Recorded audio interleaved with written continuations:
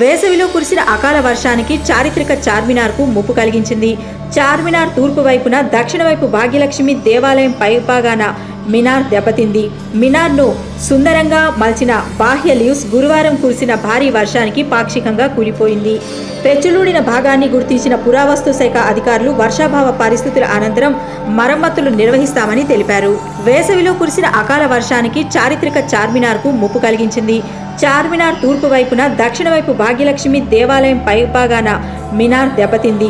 మినార్ను సుందరంగా మలిచిన బాహ్య లీవ్స్ గురువారం కురిసిన భారీ వర్షానికి పాక్షికంగా కూలిపోయింది. పెచ్చులూడిన భాగాన్ని గుర్తించిన పురావస్తు శాఖ అధికారులు వర్షాభావ పరిస్థితుల అనంతరం మరమ్మతులు నిర్వహిస్తామని తెలిపారు.